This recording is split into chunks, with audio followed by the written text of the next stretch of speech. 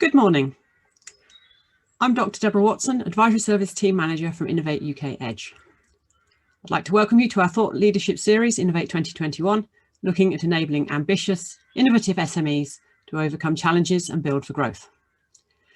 This series of webinars and workshops, running until June, has so far covered funding and finance, and now we move on to leadership, strategy, sales and marketing. Each event promotes the broader bespoke support available from Innovate UK EDGE and how we can add value to your future growth plans in this ever-changing environment. But first, a few little webinar housekeeping instructions. We have a Q&A, and if you wish to ask a question either in person or anonymously, these will be moderated. Raise your hand to indicate if you need any assistance. And if you wish to chat with other attendees, please use the chat function, which is unmoderated. For on demand, this webinar is being recorded and your personal video and microphones will not be used unless invited to speak by the host. Thank you. Today, Innovate UK EDGE explores entering new markets and scaling rapidly. And we welcome our special guests today too. You'll be able to ask questions to all of our panel at the end. And as a participant of Innovate 2021 and subject to Innovate UK's eligibility criteria, there is an opportunity for you to access our comprehensive range of support. And I'll discuss the next steps and how to access these services at the end of today's webinar. Alongside Innovate UK EDGE, there are numerous services that can assist you with entering new markets, including the .gov website, local growth hubs, BEIS, the Department for Business, Energy and Industrial Strategy. But in the next hour, you'll hear about the support available from Innovate UK EDGE, from Louise Hooker covering global business innovation to Kate Butler on creating an international IP strategy. And we are very pleased to welcome our guests speakers from Business West's international team, Hilary Rossberg, who will help you to keep your goods moving, and Sarah Hillesley, who will talk about support from the Department of International Trade. But we kick off and welcome our first speaker, Matt Griffith, a specialist in economic policy, having a long history of economic and business research and lobby work. He has previously advised government and now is a Director of Policy at Business West, where he also leads the successful Trading Through Brexit website. So over to you, Matt.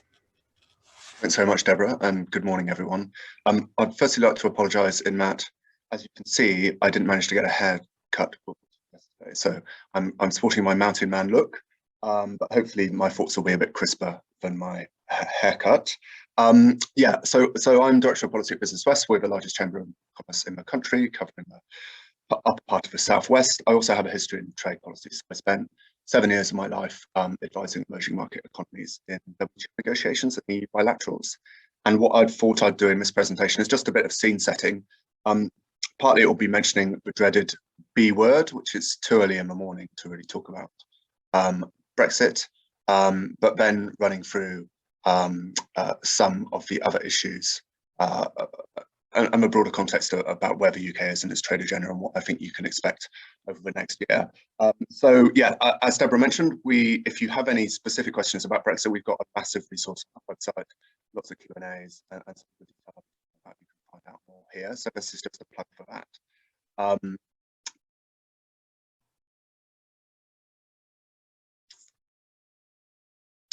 So I don't want to go into this in great detail, but you obviously will have noticed we've had a major change in relationships with our major market in the EU.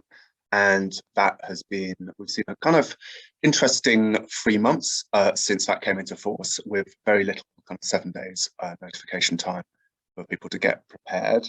4 months in, where are we? Well, if you're an exporter, you will have noticed there was quite a lot of disruption, both from a kind of logistics side, but also in what happened when you got over into Europe and the approaches by customs agents of different countries.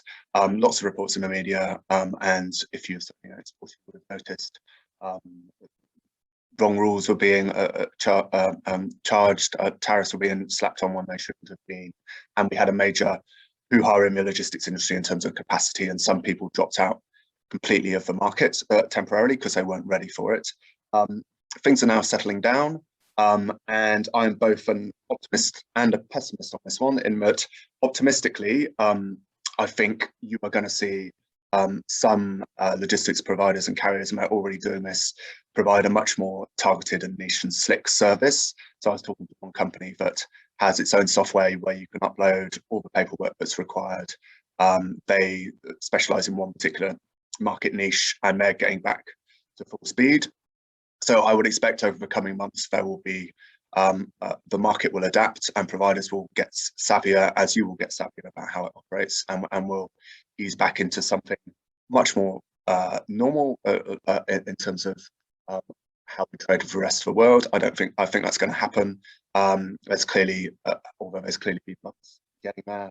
But obviously on the pessimistic side, clearly Brexit has changed the nature of how we export to the EU, and it will affect your competitiveness. How much it affects very much depends on what sector you are and how you're shipping, etc. But the days of shipping stuff from China into the UK out to the EU and kind of low cost, low margin products is probably over. But if you're an innovation company, if you're on an innovation webinar, that's probably not your market anyway. So that's my overview.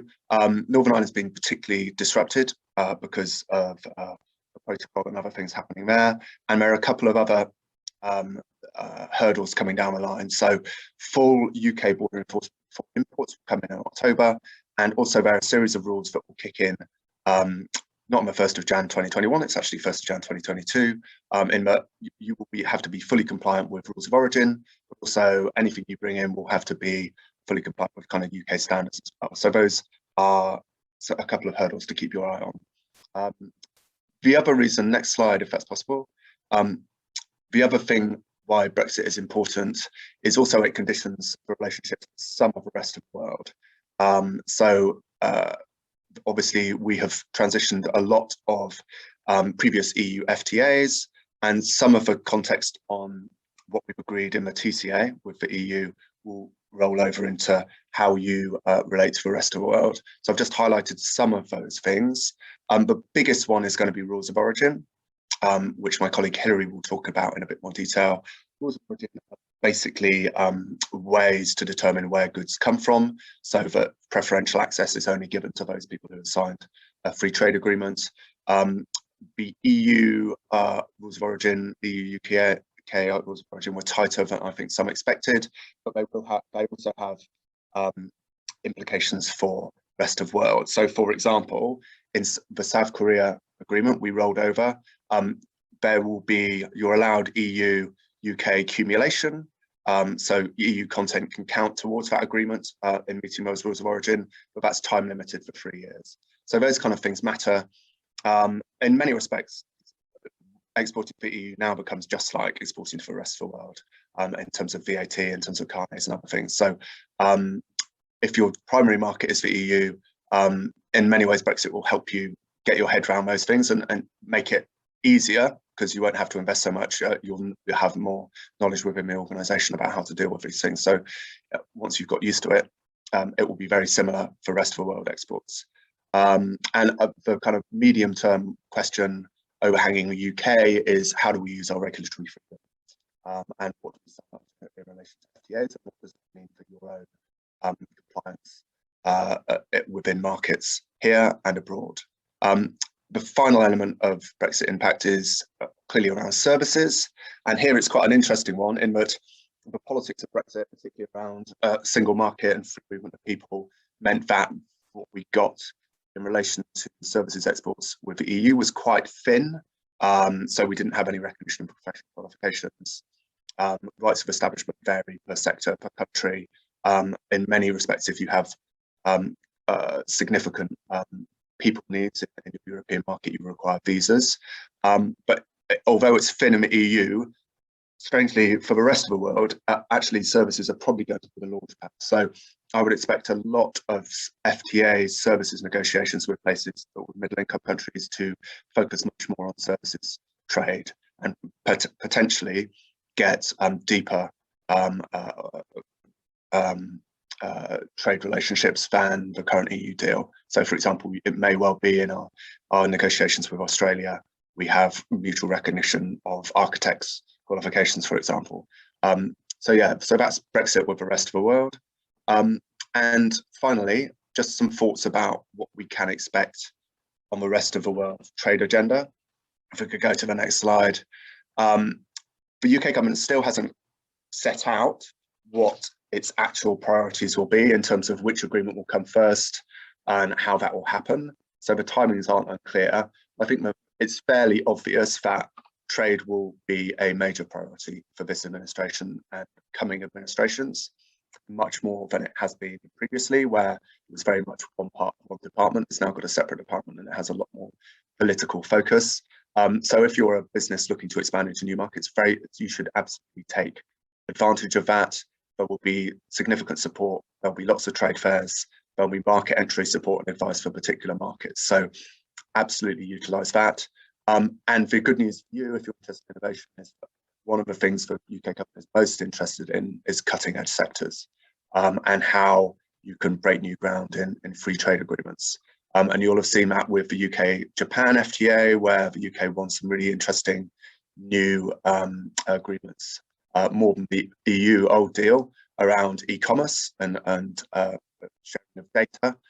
So I'd expect that to go forward. So if you're in a cutting edge sector, the UK government is all ears as to what you can provide.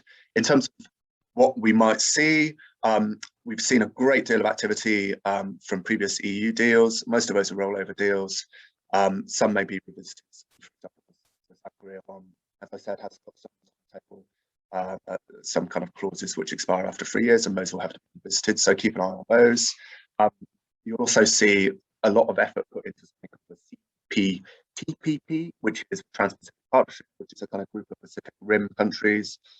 But again, for innovative companies, these are really interesting markets, kind of middle income places like Singapore, Malaysia, Australia, New Zealand, Vietnam, Mexico. These are all growing markets. There's political will to enter that, and there's some interesting stuff on rules of origin. So it'll be 70% requirement, and you'll get, essentially, if you can meet that, you'll get access to a substantial number of countries very quickly in terms of market access. There's then obviously lots of talk about Anglosphere, so I would expect Australia, New Zealand, Vegemite, etc. to specialise. Relatively easy legally and other things to enter those markets. Time difference is obviously an issue, but as we've seen with Zoom and other products, being able to sell your product to distant markets is easier than it used to be. And there are a whole host of other FTAs which will hopefully deepen trade relationships on what we used to, what is essentially Commonwealth. And the UK has always had deep relationship there, and they're kind of often neglected markets, so they're worth looking at. Nigeria, etc., big growing markets, and worth keeping an eye on beyond the kind of obvious big boys like US and others. Final slide. From my perspective, there are clearly some very big fish markets out there. And a couple of things I would say here is that, firstly, FTAs get a lot of political attention because they involve ministers shaking hands and they provide an important framework, but they're not the be all and end all. And market access in some countries is possible even without an FTA. Just look at the US. You can break into the US. Lots of countries do that. Trade barriers are relatively low in some respects. So you don't need an FTA to trade, and in some ways you can trade very successfully without. But the UK will be looking to do big deals, and I would categorise these in two different ways. One is where the geopolitics is friendly, but the trade politics is difficult, and clearly geopolitics both with India and the USA are on a fairly friendly footing. The UK wants to make progress here, but in both those countries, trade politics is quite difficult. The USA has quite offensive interests in things like agriculture, which will take a while, I think, for an agreement to be done, but there may be some top level agreements before we get there. And India, really big growing market, but hasn't done a free trade agreement since the war. So don't expect anything soon, although there may be some initial symbolic things there. And the final one is where there's not just difficult trade politics, but difficult geopolitics, notably China. And you'll have noticed China and how it's handled, and the United States' attitude to it, as well as the UK and Europe's attitude to it, has changed remarkably in 5 years. And how your company thinks about trading with China. It's still a growth market, but the geopolitics are a bit harder. So I wouldn't expect anything substantial on China for some time. And that's it for me. Very happy to take answers in the chat, and I'll try and help answer that as we go through the seminar. Thank you, Matt. Yes, if you've got any questions for Matt, please do put them in the Q&A, and Matt will either answer some of those in the text, or we'll do a Q&A session right at the very end. So yeah, questions for speakers in the Q&A function today. So right now, next we welcome Hilary Rossberg, also from Business West. Hilary specialises in supporting companies and organisations with export documentation and logistics. So over to Hilary. Thank you. Hello. Yes, I'm here to talk to you about all things documentation, which obviously after Brexit has changed in most areas. I'm just going to share my screen now so I can find my slides, which are hopefully at the end. So I'm going to go back to the beginning. Okay, so yeah. As we're all aware, after Brexit, everything all changed. So I'm going to talk to you about just on the top level. I won't go into too much detail as it will take far too long today. So we'll just start off about what do you need to know basically post-Brexit. So documentation-wise, certificates of origin. So these are non-preferential certificates of origin. These have been replaced with a UK specific certificate of origin.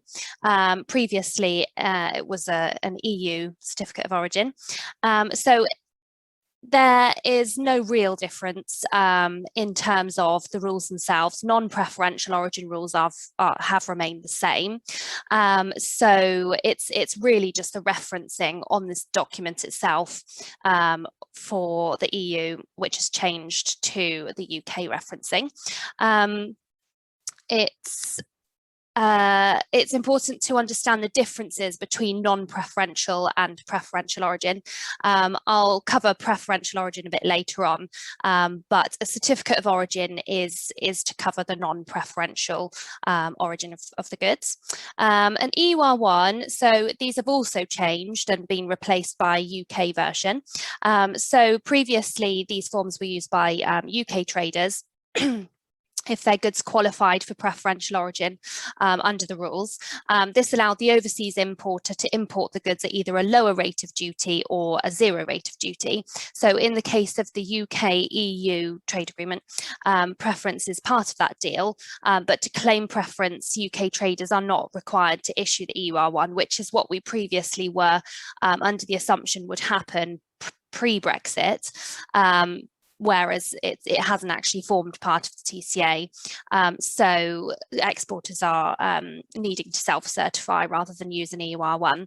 So there are EUR1s are needed just as a form of proof of preference in relation to other trade agreements that the UK has with other countries, various trade agreements that have rolled over.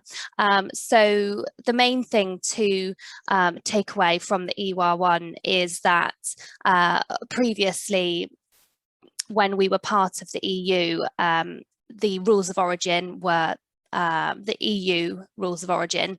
So now where you use an EUR1, the rules of origin have changed. So they are trade agreement specific. So you will need to check each trade agreement with the country that you're exporting to make sure that your goods meet those specific rules of origin in the trade agreement. And most of them, well, I say most, all of them require you to have to meet the UK preferential origin. So there are, as Matt touched upon earlier, there are certain agreements which allow you to use EU materials as accumulation, so as part of your originating material, but most of you would have to meet the minimal processing rule as well, is to make the product a UK preferential origin. So EUR1s, check your trade agreement. ATRs, previously part of the EU, well, they are part of the EU Turkey trade agreement, still being used for the EU, but now no longer applicable to UK traders. So ATRs for UK traders are completely obsolete. We do have a trade agreement with Turkey still, but preferences are claimed via self-certification, so declaration on your invoice. So the ATR is no longer. And ATA carnets, so this is temporary exports. Previously, when we had free movement with the EU, you wouldn't have required any customs forms or means of duty suspense. So now that we are no longer part of the EU, we can, if you're temporarily exporting, you can use an ATA carnet to suspend the customs duties into the EU. You can bond it, it's basically bonded for the EU as a whole. So if you're visiting various countries, for example, if you are exhibiting at a trade fair or something like that, you can visit multiple countries all on the same EU carnet. So you can avoid the customs duties, basically. And then we'll move on quickly. I won't go into too much detail with rules of origin because it would take far too long. But I'm just going to move I can't see my notes there. So EU preferential origin, it no longer qualifies for preference if exported from the UK. So one of the main things that caused confusion was that the way that government portrayed free movement, not free movement, tariff-free trade, sorry, post-Brexit was that there would be tariff-free trade for all EU and UK goods. It's not quite as simple as that. If you are importing EU preferential origin goods into the UK and nothing happens to those goods in the UK and you purely export those goods as an EU origin item, tariff then applies if you are re-exporting to another EU country, which is quite a difficult thing to get your head around, because obviously if those goods moved directly between the two EU countries, there would be no tariff. But once those goods are imported into the UK, trade reverts to the rules in the UK-EU TCA, which means the goods must meet the UK specific rules of origin. It's been a bone of contention for a lot of UK exporters because that is their business model. They don't have any manufacturing and they are purely suppliers. So previously tariffs weren't applicable and they are now. So hopefully, I'm not sure how it's going to happen, but there's a lot of lobbying going on. You can incorporate EU materials into your UK product as accumulation, but there are product specific rules that you have to meet in the TCA. There are two ways to classify your goods as originating as part of the TCA. They can either be wholly obtained, so the goods have to be obtained or produced in the UK.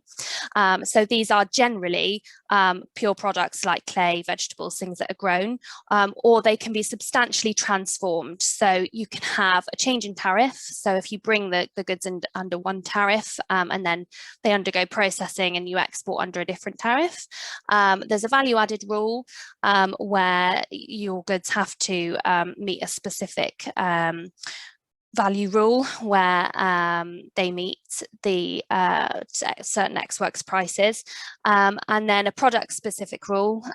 So there are often more than one option for your product, and they are listed in the TCA. Usually under the tariff heading, and so if you don't meet one rule, you could potentially look at meeting another rule.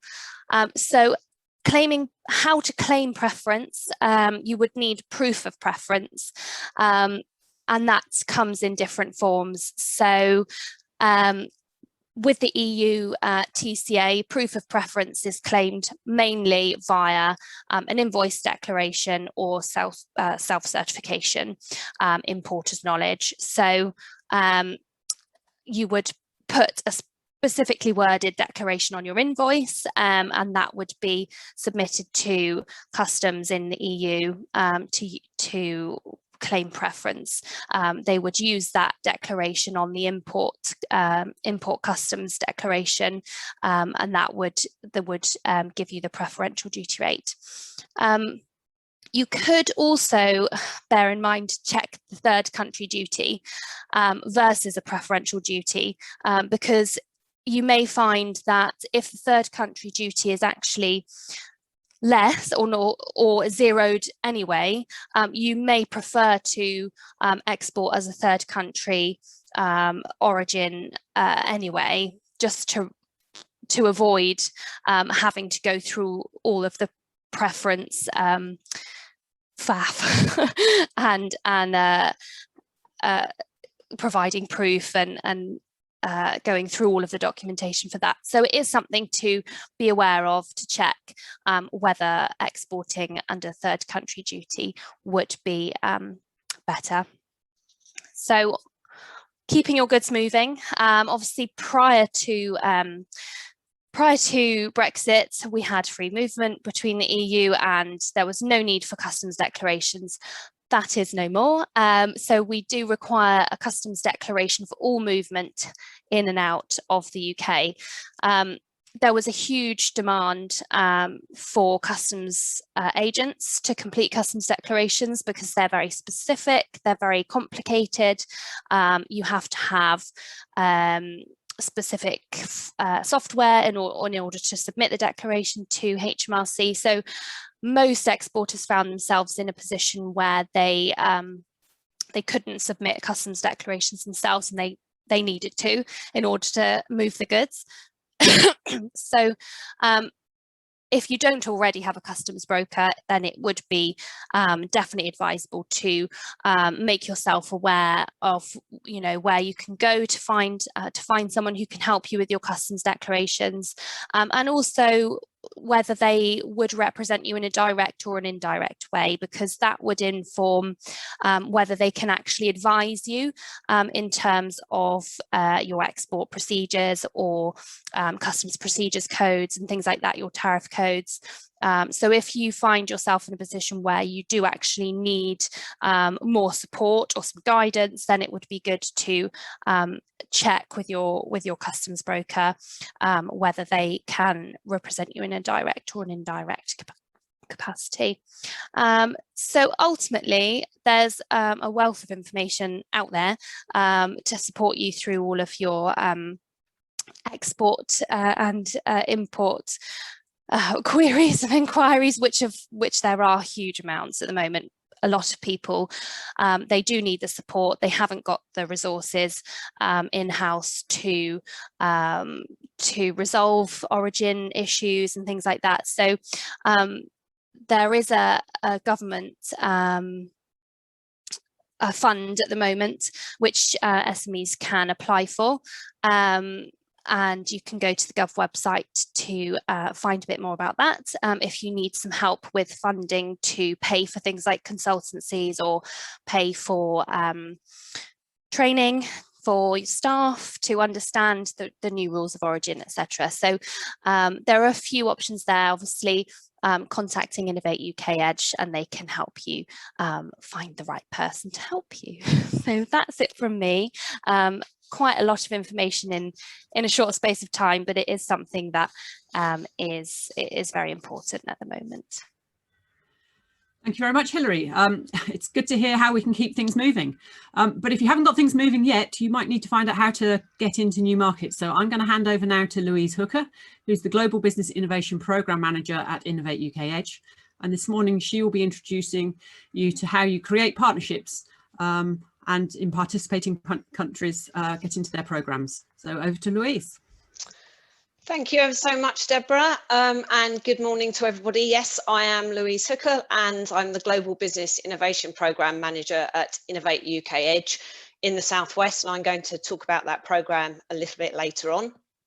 I also manage a team of innovation and growth specialists who support innovative and high growth potential businesses like yourselves to access global markets. So a quick look, if I can move my slides. It doesn't appear to be working that way. Let's have a look. Here we are. At what I'm going to cover today, a very easy agenda here. Why internationalise, how we can help you, and just to look at some of Innovate UK EDGE clients who we've actually supported to bring a little bit of context to what we do. So the first question, why should a business internationalise? Well, all the evidence shows that small and medium-sized businesses that internationalise achieve higher turnover growth, innovate more, and create more jobs.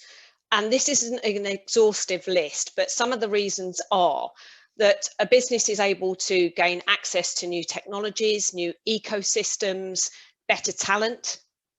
A business will get early insight and information about new and emerging technologies and market trends. A business will create additional opportunities for sales and revenue by expanding product life cycle, and it will improve its risk management through diversification because you just become less reliant on your domestic market. So there are some really great opportunities with accessing overseas markets, but there are also some considerable challenges, barriers and risks. And it's really important that a business doesn't just jump in and really plans, does some preparation and has a robust internationalization strategy. So is a business ready? Well, how do we tell whether a business is ready or not? And it really comes down to this, the capability of the business, capacity, the competency, and the commitment. So looking at capability, has the business undertaken market research? Does it know the size of the market or opportunity? Has it considered things like regulation, routes to market, the competition? Capacity, does the company have the appropriate resource within the existing team, or will other staff need to be brought into the business with specific skills and expertise? Is the company financially able to support overseas activity, like visiting the country, internationalizing a website, translating contracts, marketing materials, just communicating if you're dealing with countries, obviously, where language isn't the first language? Competency. And this is really important. Does the business know the culture, the business environment that they're going to be operating in? Are there any political or social sensitivities? And commitment, because I think what I experience quite a lot is that people just expect things to happen overnight. Things don't happen overnight in your own country. So the further away you go with distance, time changes, language barriers, the longer it takes for you to actually be able to do business in that country. So you really have to understand that it takes a lot of time, it takes a lot of persistence, patience and dedication to actually sort of develop and access international markets. So it might all seem a little bit overwhelming. Just move on our slides. But there's a lot of help out there, and with some proper support and strategic planning, it's absolutely achievable. And I like to say that I don't think it's difficult, because when I hear people say it's difficult, it's not really that it's difficult, it's just different. And actually it's those differences that make it really exciting and really rewarding for you as a business. So Innovate UK EDGE is part of a global network which spans, in fact, this slide's a little bit out of date, over 65 countries, and that includes all of the EU and countries such as Canada, China, Brazil, New Zealand, Japan, South Korea. And our membership gives us access to an international team of over 4,000 innovation, growth and sector specialists who are able to provide a local route to free tailored support and advice to help your business innovate and accelerate its international growth. And I emphasise the local, because each of our network partners is connected to their local ecosystems, to their universities, to their chambers of commerce, their innovation hubs. And all of our partner organisations and those advisors will be supporting a significant number of SMEs just like yourselves who want to find international partners and collaborate overseas. So to put that in a little bit of context, at Business West alone, we have around 50 innovation and growth specialists, and they all come from different backgrounds, bring different expertise and have different contacts. And they all work with about 40 or 50 companies in the Southwest. So if you multiply that throughout those 600 locations, that's a pretty extensive network that you can tap into. Oh, there we are. So our services are aimed at SMEs developing new cutting edge technologies and innovative companies that have high growth potential. And importantly, those that are looking to take their technology to global markets. We have a whole host of services that we can help you with. So we will look at really developing your strategy for international growth.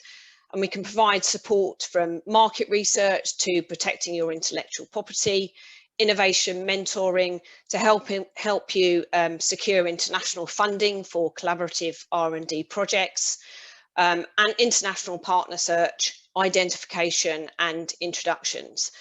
I think what's really important to say is that when we work with you, it's about identifying the needs of your business and working with you to develop a proper strategy that will enable you to achieve your global ambitions. Sorry, just having a bit of a problem. Okay, so for me, a key factor in successfully accessing international markets is finding the right partner to work with. And whether you're looking for a technology partner, an R&D project partner or a commercial partner, we have various ways that we can help you find your ideal partner.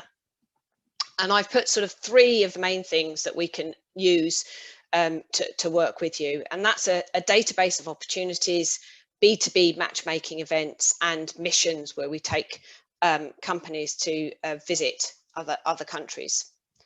So dealing with these, so if you go onto the Innovate UK EDGE website, you can go to our page and you can find a live global database of opportunities.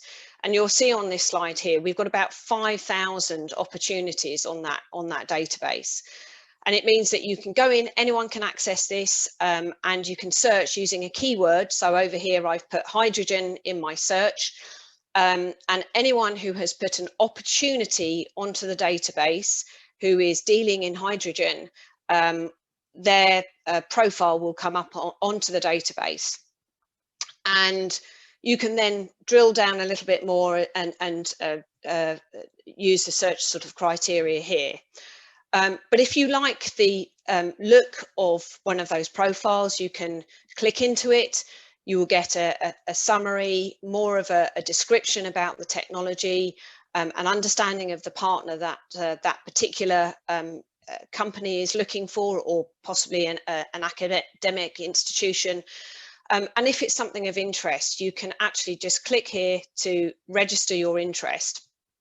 And you just have to answer about 3 simple questions, who you are, what your interest is, and ask any questions. One of our team will pick that up and will take that to our counterpart, for example, in South Korea, who will contact the author of that profile. And if there is interest, we can then facilitate an introduction. So a really, really accessible and easy way for any company wanting to try and find partners. The next level up then is if you are interested in publishing your own profile, you're looking for a partner, we can work with you, like this one here, to put together a profile which will then go on to the database of opportunities.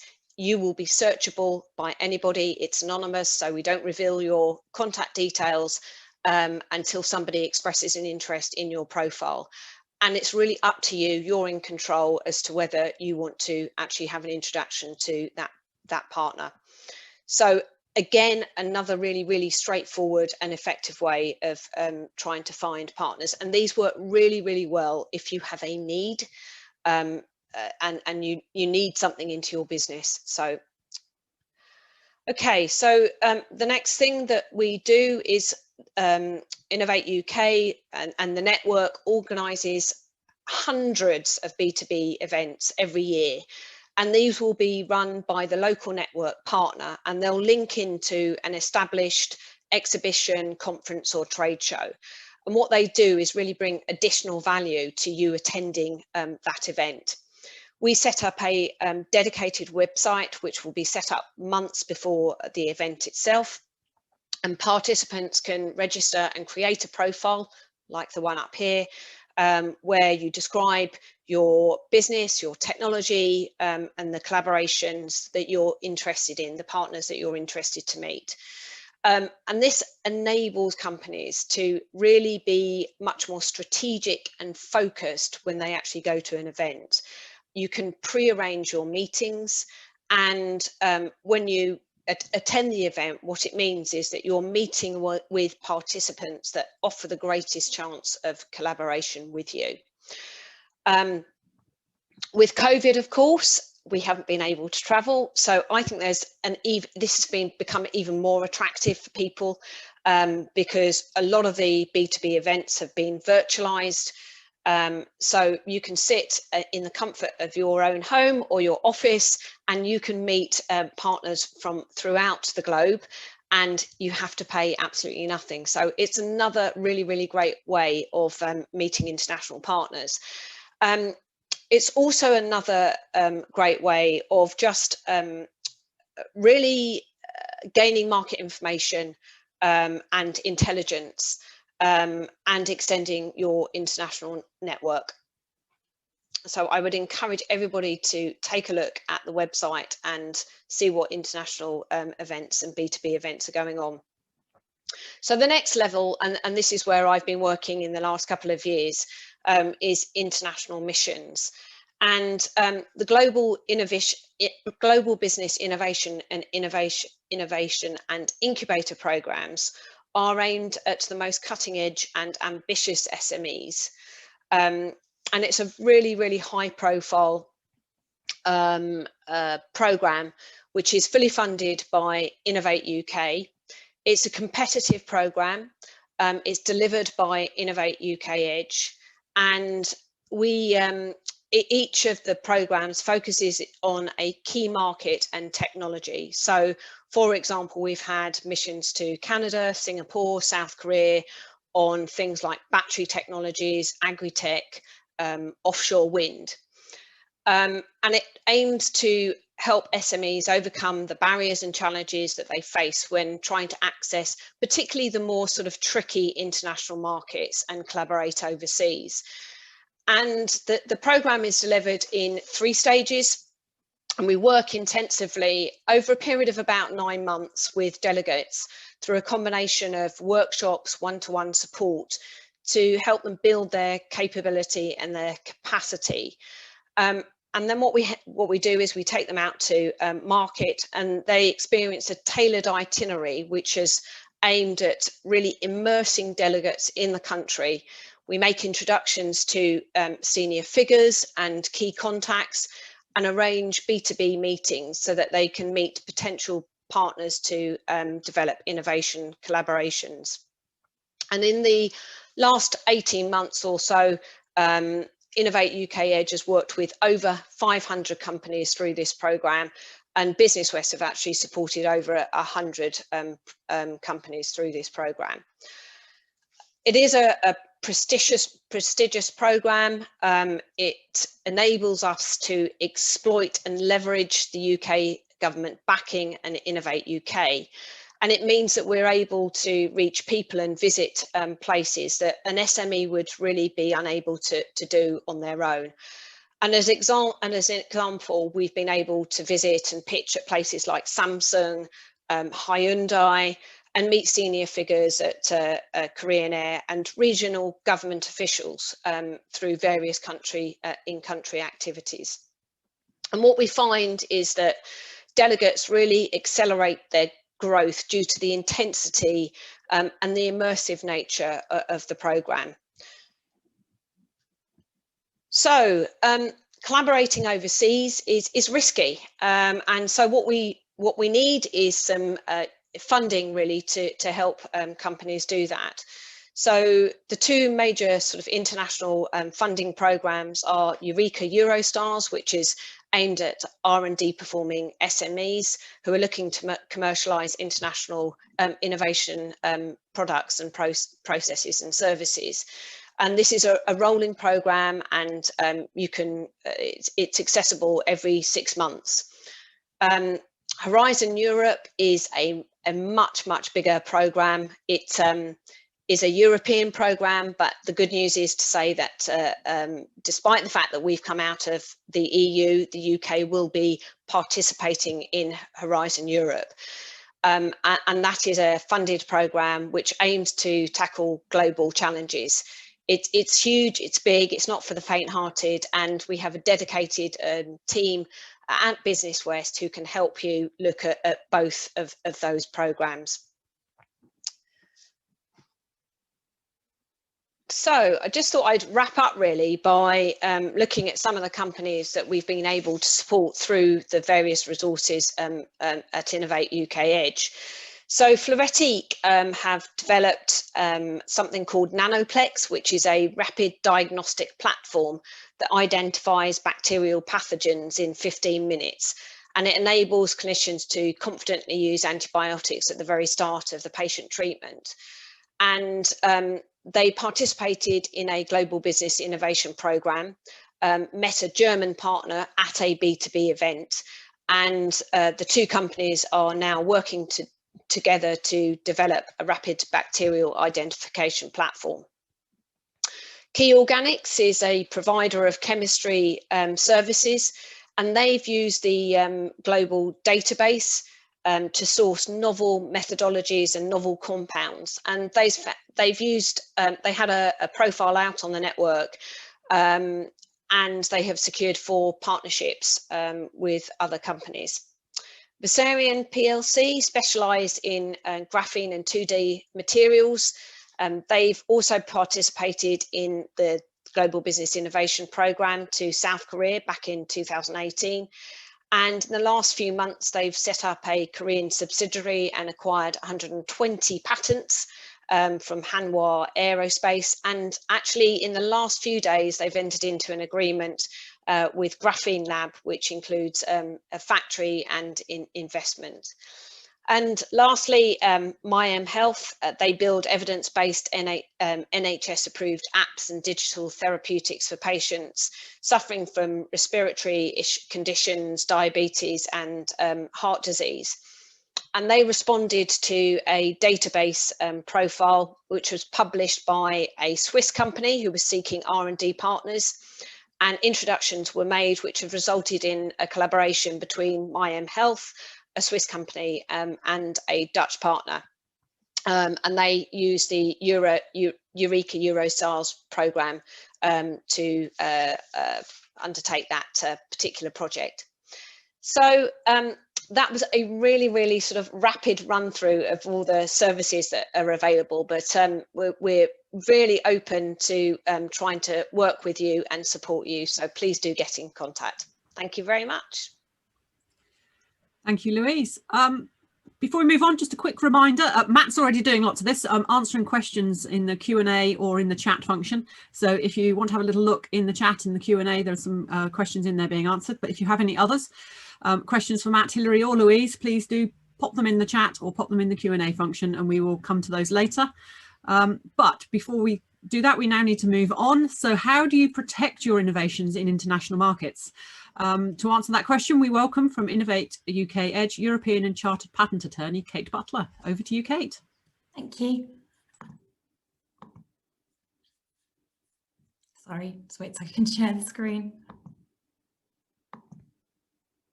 Okay, my name's Kate Butler and I am a Chartered UK European patent attorney, and I was going to do a brief discussion about intellectual property and mainly international intellectual property protection. As you're probably aware, there are various types of intellectual property, patents being the main one, designs, trademarks, copyright and trade secrets, but they are all territorial in nature.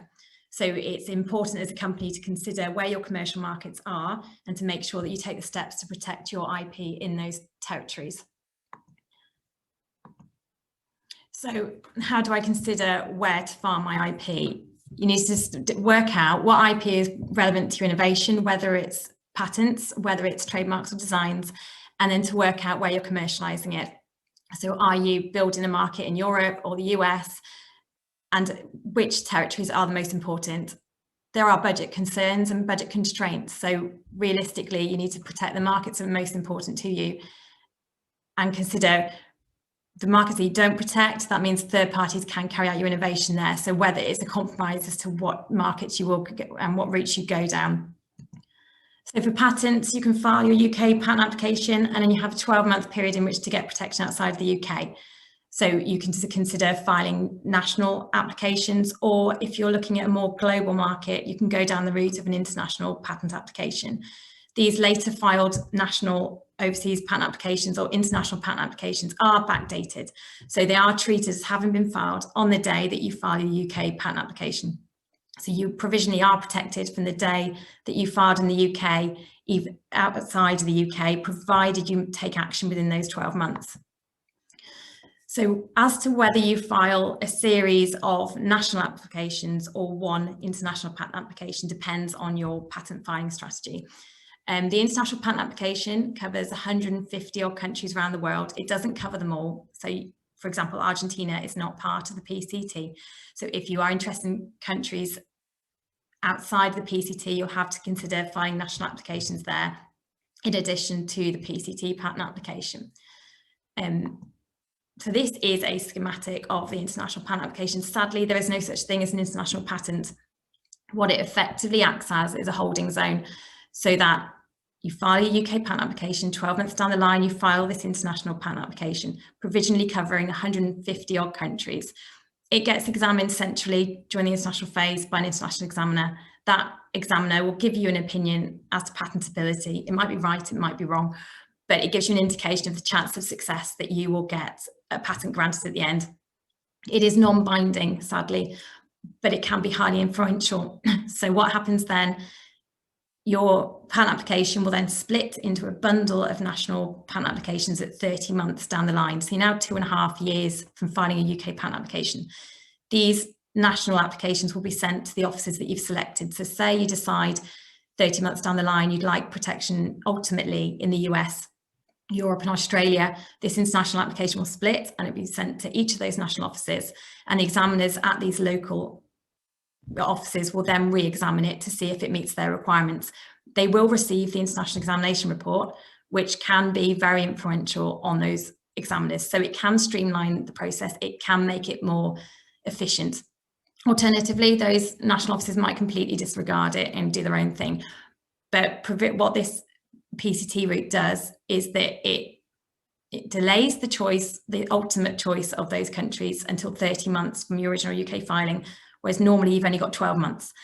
After 12 months, if you didn't file an international patent application and you filed direct applications in the US or Europe, your competitors know that they're free to do it in Canada or China. If you file a PCT application, it provisionally covers those countries for a further 18 months. It also it's attractive to investors, and it's a bigger deterrent for competitors. So it's certainly the route that I would recommend you went down.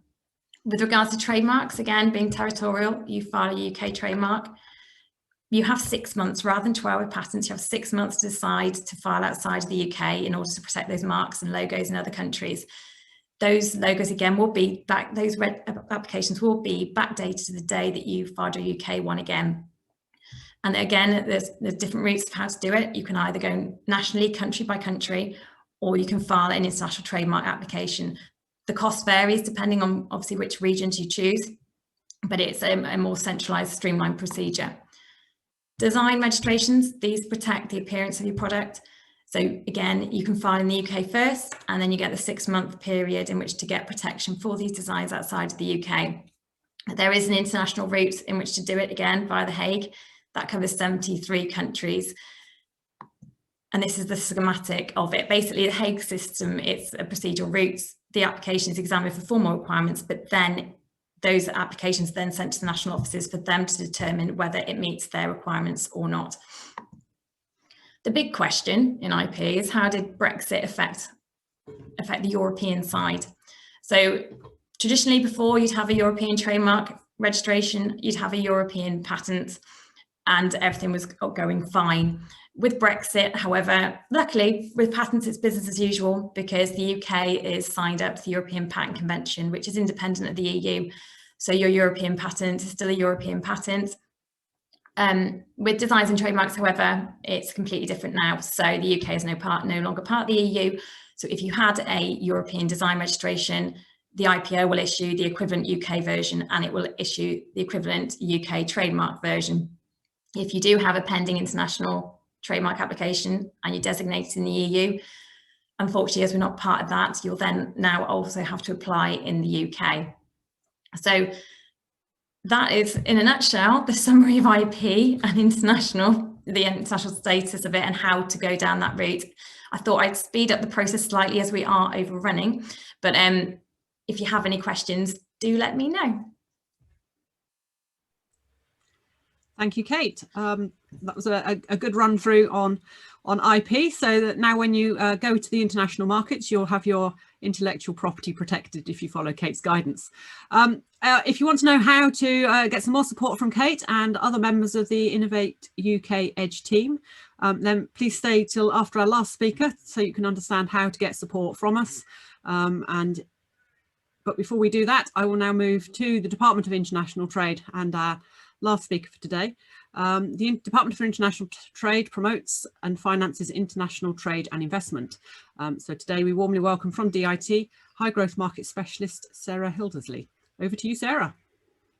Thank you very much, Deborah. Really good to be here this morning, and thanks to the team for inviting me to speak today. I'm not sure I'm unable to move my slides to the wider screen share, but I'll just take you through very briefly the support that is really part of the Business West ecosystem that you've heard about this morning.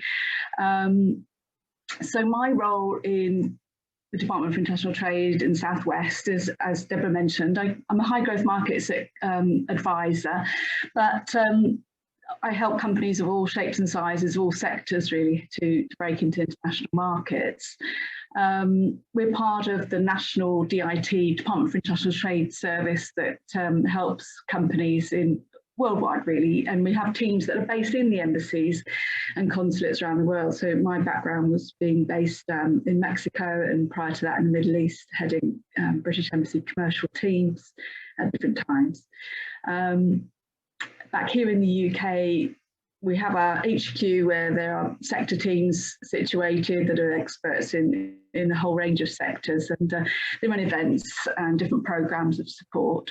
But here in the Southwest, we have around 30 international trade advisors. If you're already trading overseas, you may already have an international trade advisor, and they will work together with you to formulate an export action plan that will prioritise your market entry plans and just help you navigate all the issues that you've heard about this morning.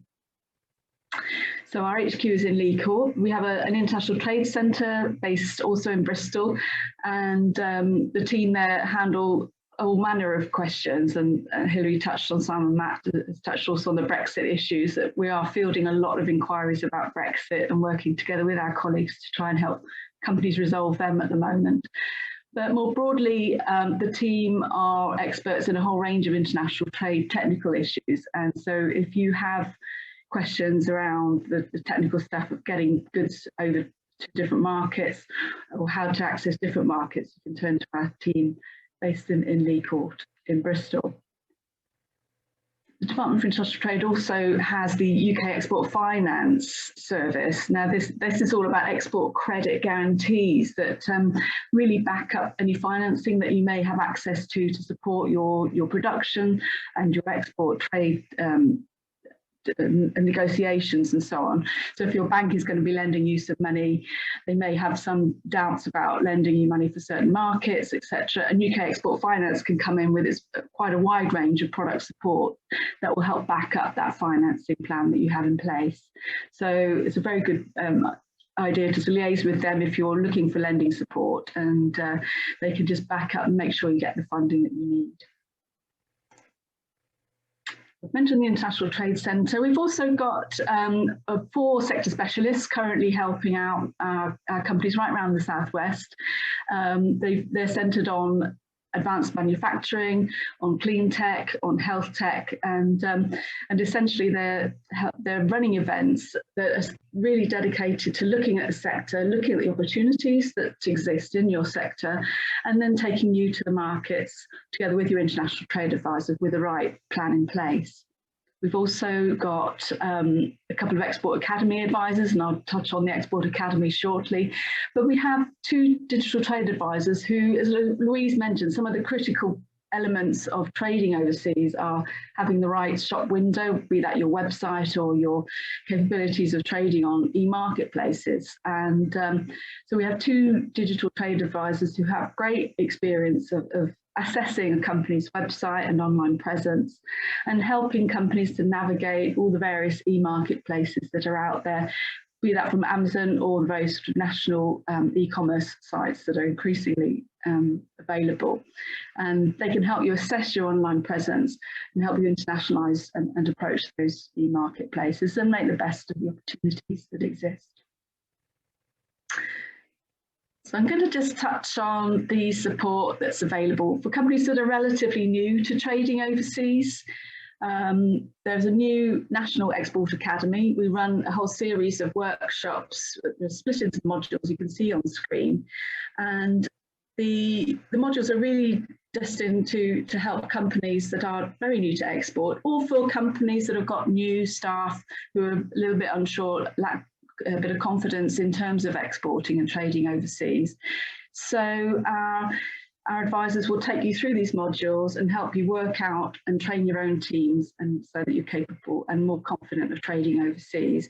So this is a really good system for any companies. Typically it's for companies that are less than £500,000 turnover, and it'll take you through whatever you need to know in terms of selling overseas. And by the time you complete all the modules, you'll have a really comprehensive and tailored export action plan that you can then take forward and start growing your sales overseas.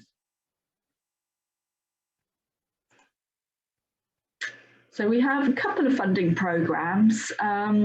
Funding programs are always chopping and changing, but these are very tailored. The Trade Show Access program is really geared up to helping companies that want to attend and take part in trade shows overseas, be that virtual now or indeed physical.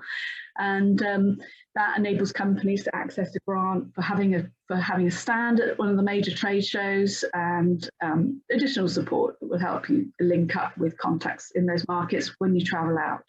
Hopefully that will be happening again very soon.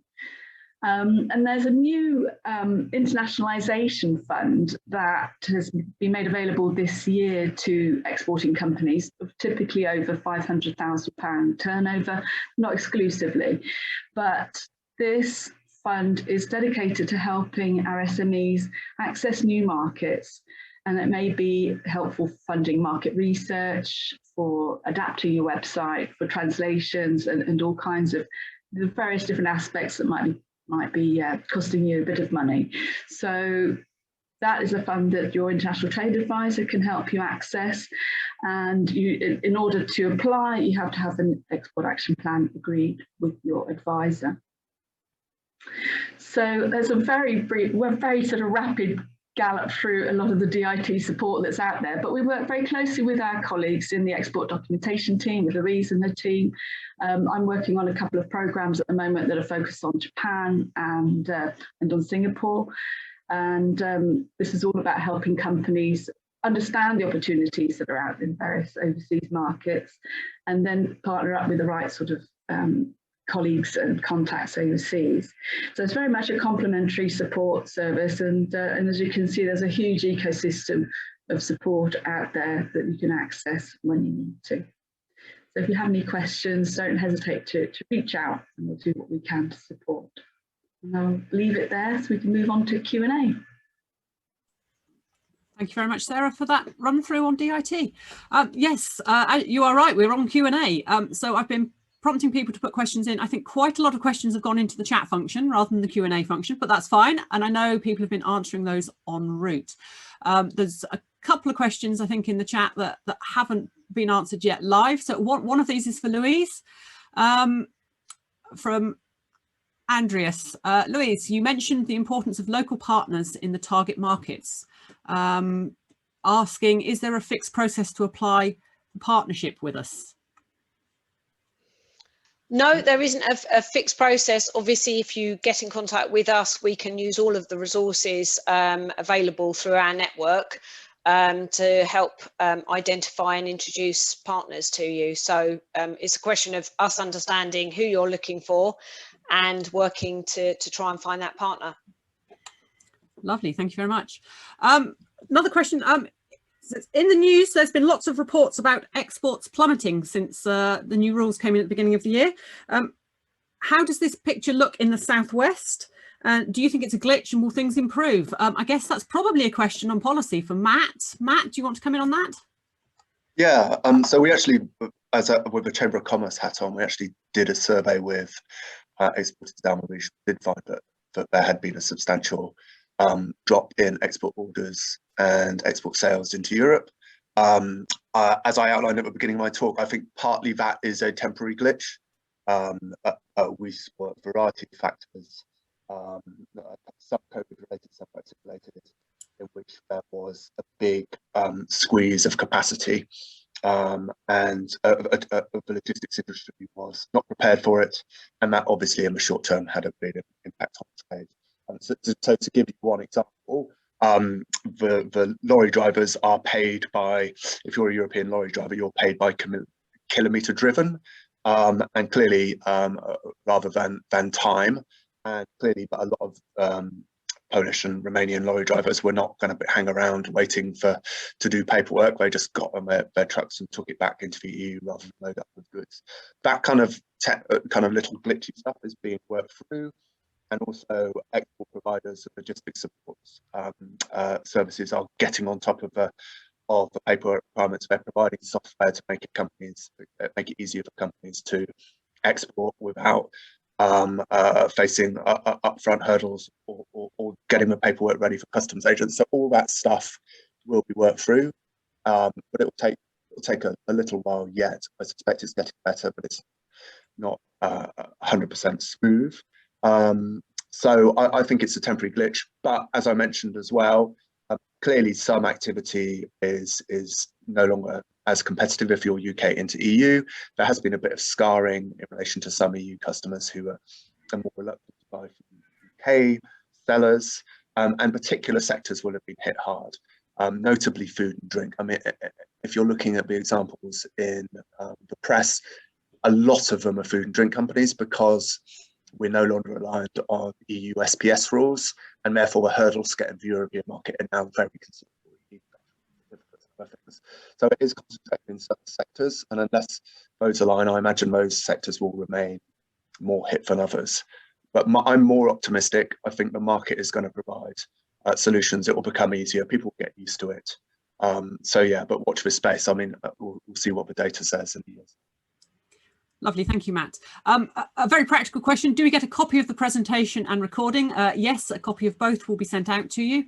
So you'll get a copy of the slides and the recording, a link to the recording will be made available. Comes back, the next one comes back, it's more of a statement from what Matt was just saying there. It said, Louise said, international trade was not difficult but different, and it's good to see so much support is available.